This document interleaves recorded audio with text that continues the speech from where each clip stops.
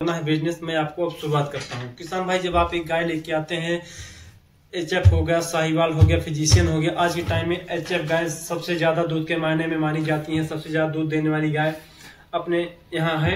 और इस गाय को जो है हमारे यहाँ जो है ये गाय बहुत कितना आता है और कितनी इनकम उससे हो जाती है। किसान भाई, मेरे पास तो एक भैंस है, 2 गाय है, उससे मैं डेली तो मेरे बेचने का पर्पज तो नहीं है, लेकिन मैं फिर भी हमारे यहाँ जो दूध हो जाता है उससे। प्रिय किसान भाइयों और नौजवान साथियों, आज मैं आप लोगों के लिए बहुत ही बेहतरीन वीडियो लेके आया हूँ और बहुत ही बेहतरीन टॉपिक भी होने वाली है।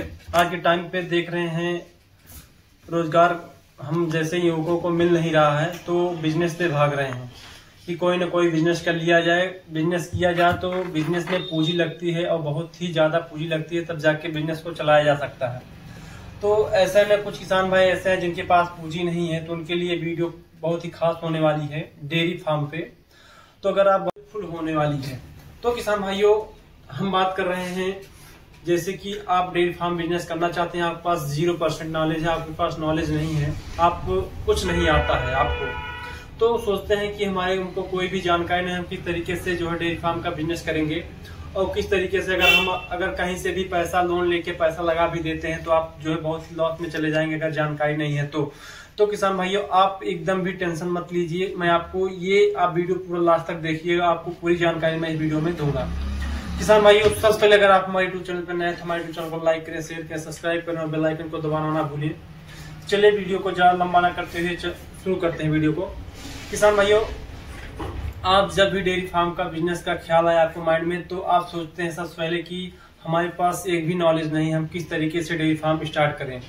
डेयरी फार्म स्टार्ट करने के लिए किसान भाइयों दिमाग की आवश्यकता होती है। बस ज्यादातर कुछ किसान भाई सोचते हैं कि हम दूर दूर जाएं, ट्रेनिंग लेके आए, ऐसे सब कुछ नहीं, सब कुछ गलत होता है। हर जगह का नेचर, हर जगह का मानसून अलग होता है, तो उस हिसाब से गायों को और भैंसों को पालना बहुत ही कठिन हो जाता है। तो अगर आप जो है अपने यहाँ जो है गायों को पालना चाहते हैं, आपका मानसून किस तरीके से, तो खुद की स्वयं के ही आप पैसे कम से कम आपको 30 से 40 हजार 50 हजार रुपए का इन्वेस्टमेंट करना ही पड़ेगा आपको। कहीं से भी आप एक गाय लेके आए और बेहतरीन नस्ल की गाय लेके आए, कम से कम जो कि वो 20 से 22 लीटर का दूध एक टाइम का देती हो, या दोनों टाइम का भी 11-12 लीटर भी अगर दूध देता हो, तो आपका सारा अनुमान हो जाएगा। और किस तरीके से करना है बिजनेस में आपको अब शुरुआत करता हूँ। किसान भाई, जब आप एक गाय लेके आते हैं, एचएफ हो गया, साहिवाल हो गया, फिजिशियन हो गया, आज के टाइम में एचएफ गाय सबसे ज्यादा दूध के मायने में मानी जाती है, सबसे ज्यादा दूध देने वाली गाय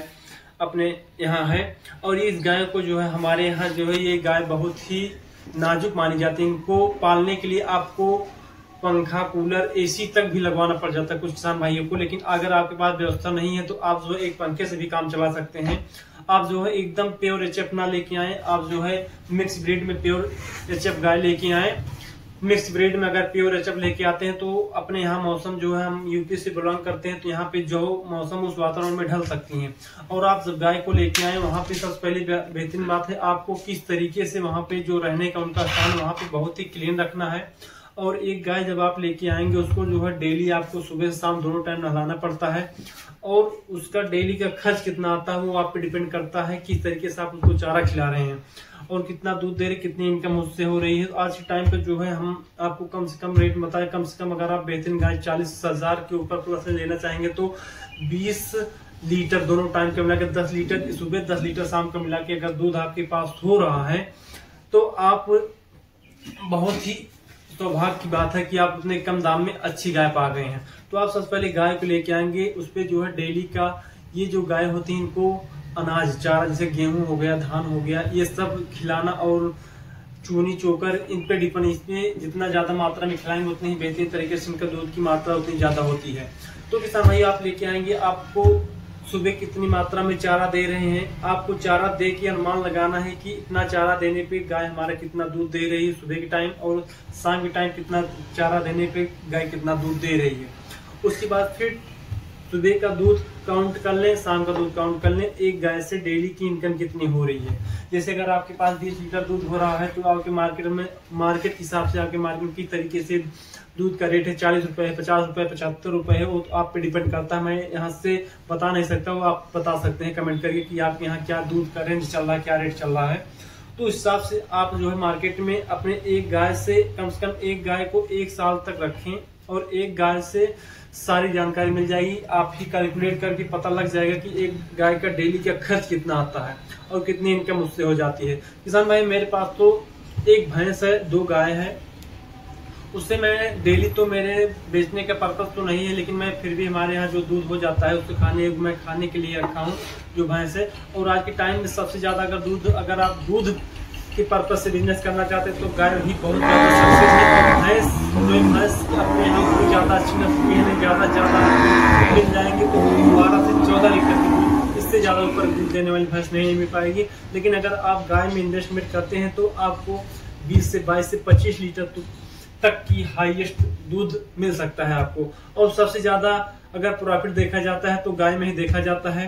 और धीरे धीरे करके आप इसी तरीके से एकदम जीरो से स्टार्ट करके, ना तो किसी के पास आपको जाना है, ना तो किसी के यहाँ ट्रेनिंग लेने के लिए जाने के लिए पैसा खर्च करना है, खुद के स्वयं से ही आप एक बार पैसा इन्वेस्टमेंट कर देते हैं। अगर आपके पास 40,000 रुपए नहीं है तो आप छोटी सी गाय लेके आए, कम से कम 6 लीटर 12 लीटर वाली, दोनों टाइम 6 लीटर सुबह 6 लीटर शाम, कम से कम आपको 18,000 में मिल जाएगी।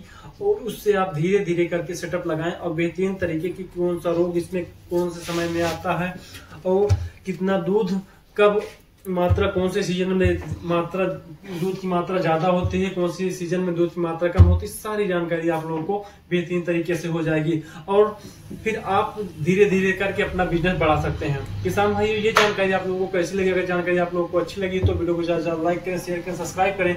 ऐसी ही रोमांचक वीडियो मैं आप लोगों के लिए रोजाना लेके आता रहता हूँ। आपसे मिलता हूँ नेक्स्ट वीडियो में, तब तक के लिए जय हिंद, जय भारत।